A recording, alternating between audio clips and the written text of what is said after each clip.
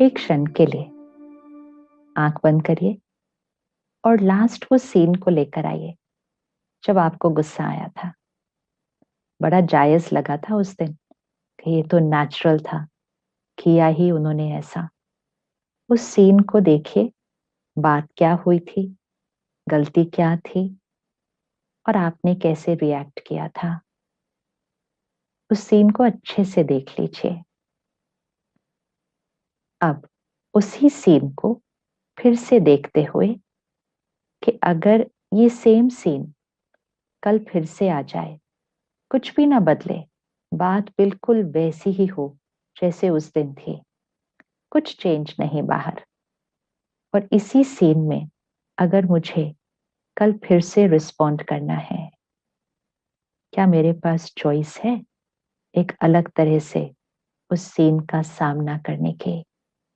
और अपने आप को करते हुए देखिए, एंड आई एम श्योर आप सबको एक बहुत प्यारा रिस्पॉन्स यहां नजर आ रहा होगा कि आप शांत हैं, स्थिर हैं, उस बात को समझते हैं, सामने वाले को समझ रहे हैं, और अब आप बहुत आराम से, प्यार से डिसिप्लिन भी कर रहे हैं, लेकिन अपने ऊपर संयम नहीं खोया।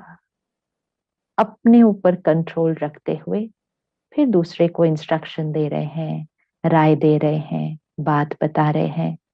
ऐसा दिखाई दिया ना? ये सभी को दिखाई दिया होगा। और ये हमें एक प्रैक्टिकल प्रूफ देता है कि चाहे हम कितना भी कह लें उनकी वजह से, उसकी वजह से, बट वो सच नहीं है। क्योंकि अगर वो सच होता तो हमें ये सीन अभी ना दिखाई देता कि I could respond another way किसी भी सीन में। और ये हम सबके जीवन का अनुभव है। जीवन में कुछ सीन्स आते हैं, सीन चली जाती है, चाहे वो आज के दिन की सीन हो, चाहे वो 1 साल पहले की सीन हो। लेकिन कुछ समय बाद हमें लगता है मुझे ऐसा नहीं कहना चाहिए था, I could have done it a better way. मैं इसको एक अलग तरह से हैंडल कर सकती थी, संभाल सकती थी, मैनेज कर सकती थी।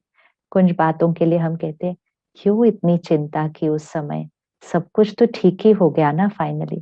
तो जब हम आगे चलकर पीछे की सीन्स को देखते हैं, तब हमें लगता है कि हमारा रिएक्शन सही नहीं था, हमें रिस्पॉन्ड एक अलग तरह से करना चाहिए।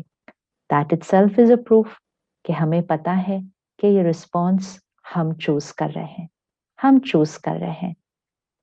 सेम सीन में अगर 2-4 लोग आते हैं, मतलब लोग हैं और सीन सबके सामने एक ही है, तो क्या हर एक जैसा रिस्पॉन्ड करता है? अपने परिवार में ही देख लीजिए। कभी कोई बात आ जाती है, परिवार का एक सदस्य कहता है इतनी बड़ी बात आ गई है, हम इसको कैसे हैंडल करेंगे? दूसरा कहता है हाँ, बात तो थोड़ी बड़ी है। तीसरा कहता है इट्स ओके, छोटी सी बात है, इतना भी कुछ नहीं है इसमें। चौथा कहता है इसमें बात कौन सी है, ये तो जीवन की नॉर्मल बातें हैं, आती रहती हैं। तो किसी के लिए वो बहुत बड़ी बात है, किसी के लिए वो छोटी सी बात है, और किसी के लिए तो वो कोई बात ही नहीं है। तो बात का साइज क्या होता है? क्योंकि हम सब बातों को एक साइज देते हैं, लेकिन बात का साइज क्या होता है? बात का तो कोई साइज ही नहीं होता। साइज कौन डिसाइड करता है? आंतरिक शक्ति। जो यहाँ शक्तिशाली होगा वो कहेगा इसमें क्या बात है, ये तो बहुत सहज क्रॉस हो जाएगी। और जो यहाँ थोड़ा सा कमजोर हो गया, क्या मान मान के कि बातें, बातों की वजह से, बात, गुलामी की जीवन जो जी रहा होगा, उसको वो बात बहुत बड़ी लगती है। और फिर वो बात बड़ी हो जाती है, उस पर हावी हो जाती है, और हम उसके नीचे दब जाते हैं, पिस जाते हैं, घुट जाते हैं। और फिर हम अंदर हताश, निराश, हेल्पलेस, होपलेस फील करना शुरू करते हैं, क्योंकि हम कहते हैं बात ही इतनी बड़ी थी। लेकिन अगर बात का साइज होता तो वो हरेक को उतनी ही बड़ी दिखाई देती।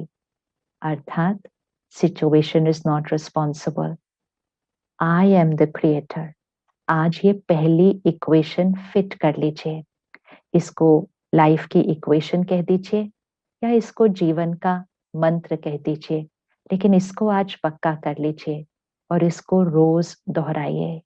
बहुत इंपॉर्टेंट है, क्योंकि आदत बदलनी है, संस्कार चेंज करना है, यहाँ की कोडिंग चेंज करनी है। कहीं ना कहीं शायद किसले पिछले जन्म में, शायद बचपन में यहाँ एक कोडिंग हो गई है कि what ever I feel, it's because of what's happening outside. मैं जो महसूस करती हूँ वो बातों की वजह से होता है।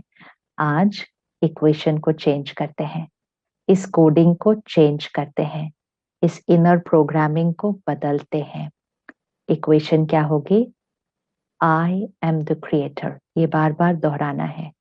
I am the creator of every thought, feeling, word and behaviour. हर संकल्प, हर भावना, हर बोल और हर व्यवहार, ये मेरी रचना है, ये मेरी क्रिएशन है। I am the creator. रचता मैं आत्मा हूं।